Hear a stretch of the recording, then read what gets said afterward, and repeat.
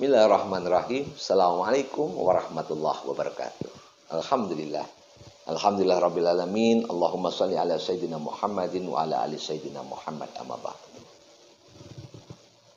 Saudaraku dimanapun berada, alhamdulillah kita bersyukur pada Allah Subhanahu wa taala, kita masih diberikan kesehatan, keberkahan umur sehingga kita bisa saling berbagi ilmu di dalam video ini. Shalawat salam selalu sama-sama kita curahkan, kita limpahkan kepada Habibana Muhammad sallallahu alaihi wasallam.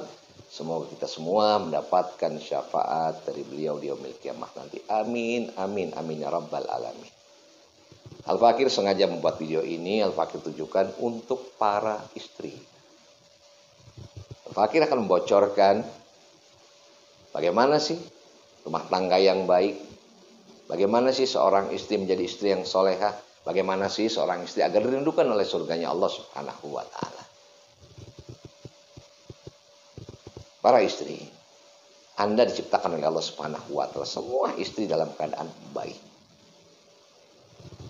Namun karena Anda seorang wanita, sehingga Anda lebih menggunakan perasaannya ketimbang akalnya, yang mana tanpa disadari pada akhirnya sering melakukan kesalahan-kesalahan, apalagi kesalahan dalam berumah tangga.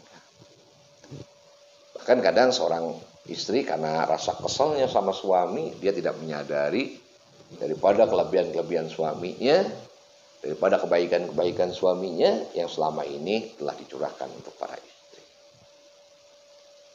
Karena awal seorang istri menerima suami pasti dilihat dari segi baiknya. Gak mungkin kan seorang istri yang saya pengen suami yang tidak baik. Rata-rata seorang istri pengen suami yang baik. Sehingga ketika ada laki-laki datang melamarnya, yang dia lihat adalah kebaikannya. Berarti ketika dia sudah menjadi suami Anda, dia ada sisi baiknya. Dia tidak bisa dipungkiri.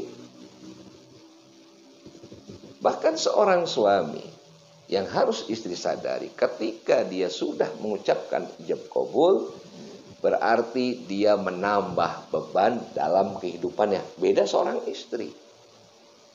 Seorang istri ketika sudah mendapatkan suami, maka dia akan ringan bebannya. Ringan karena dia akan dibimbing oleh suaminya.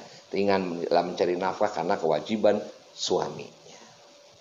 Bahkan ada perbuatan-perbuatan yang mana perbuatan tersebut dijanjikan oleh Allah Subhanahu wa ta'ala bisa masuk surganya Allah dengan gampang, bisa menghapus segala dosanya. Contohnya apa? Contohnya ketika wanita mengandung, ketika wanita melahirkan, bahkan ketika wanita hanya tersenyum kepada suaminya, ini menjadikan amal ibadah seorang wanita.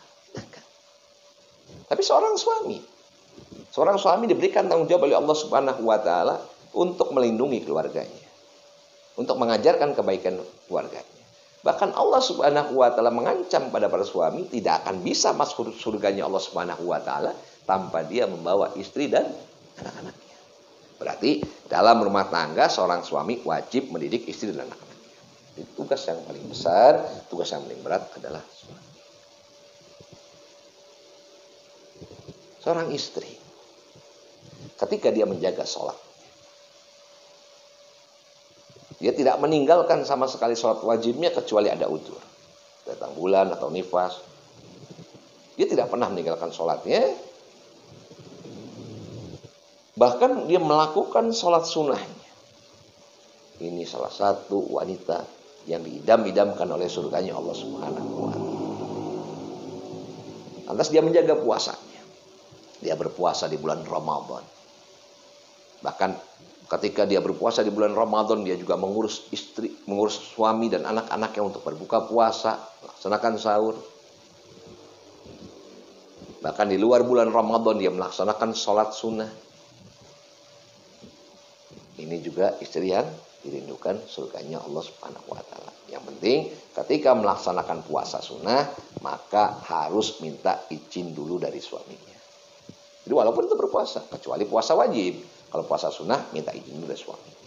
Namanya seorang suami kan mungkin memerlukan istrinya untuk bermadu kasih atau seperti apa. Ini yang lebih diajarkan oleh Allah Subhanahu wa ta'ala adalah lebih mengutamakan suaminya, kecuali melaksanakan puasa wajib. Lantas yang ketiga, wanita yang menjaga kehormatannya. Ini wanita-wanita yang menjaga kehormatannya, wanita yang dirindukan oleh surganya Allah Subhanahu wa taala. Dia menutup auratnya. Dia tidak mempertontonkan kecantikannya untuk orang lain. Dia tidak mentontonkan bodi bagusnya untuk orang lain. Tapi semua yang ada dirinya hanya dia persembahkan untuk suaminya. Ketika dia dalam rumah, dia tidak menerima tamu lain. Dia tidak banyak berkomunikasi dengan laki-laki lain. Baik itu secara langsung, ataupun chattingan, ataupun telepon. Dia menjaga kehormatannya. Karena dia tahu bahwa dia sekarang sudah memiliki suami. Dia menjaga walau ketika suaminya berada di rumah ataupun tidak ada. Dia menjaga pandangannya. Dia tidak memandang laki-laki lain.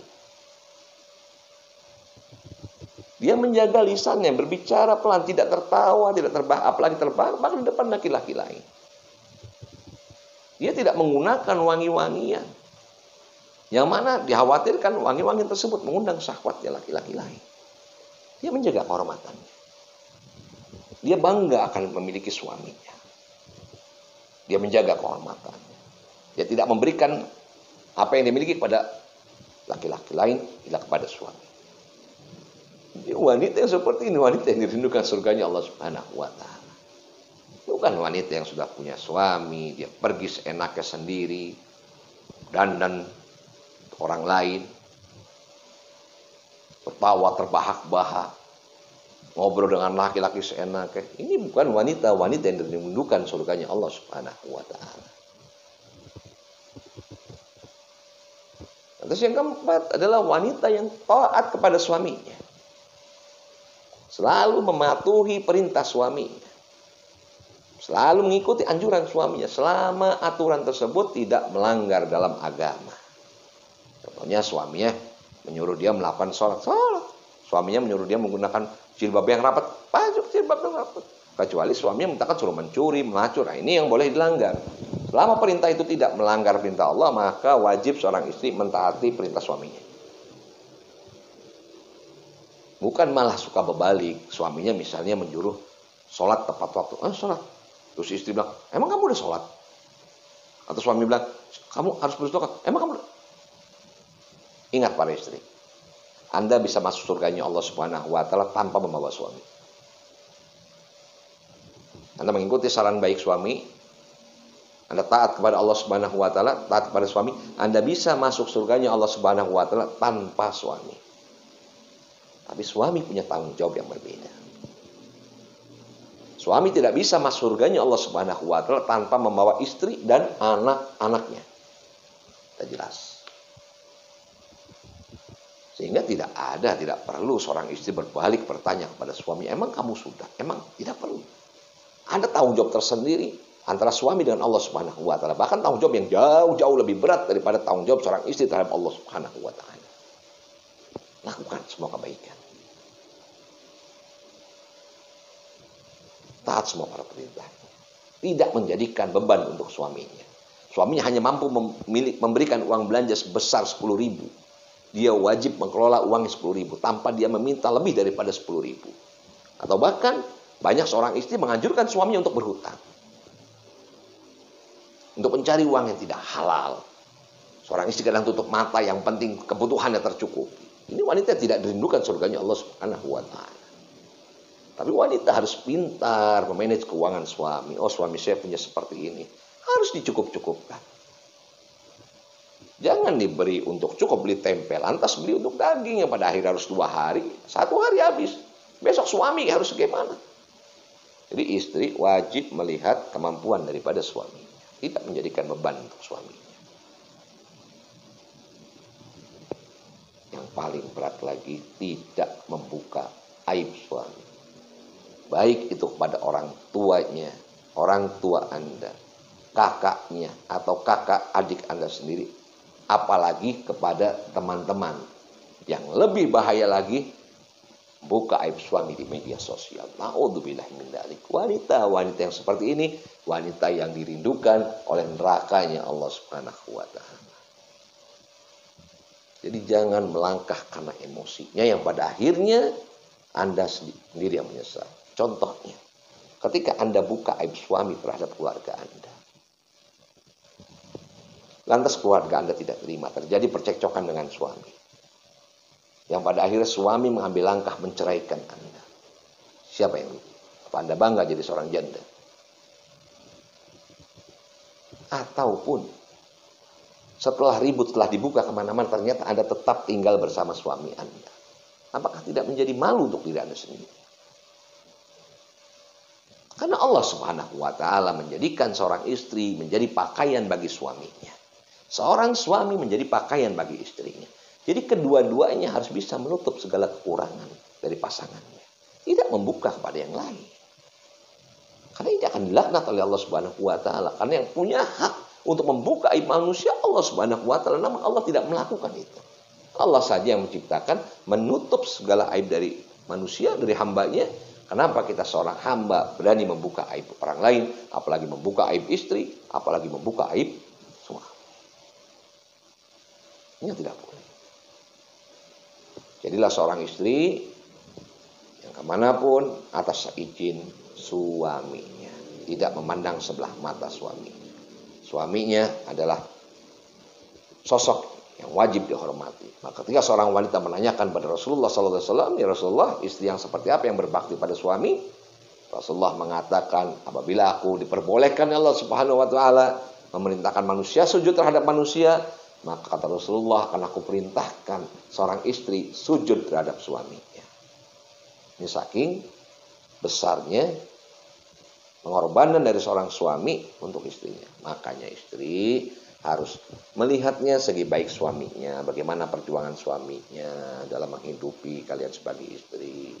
Kadang suami tidak memikirkan lelahnya, bahkan suami menghilangkan rasa malunya. Demi apa? Demi mencukupi istri dan anak-anaknya.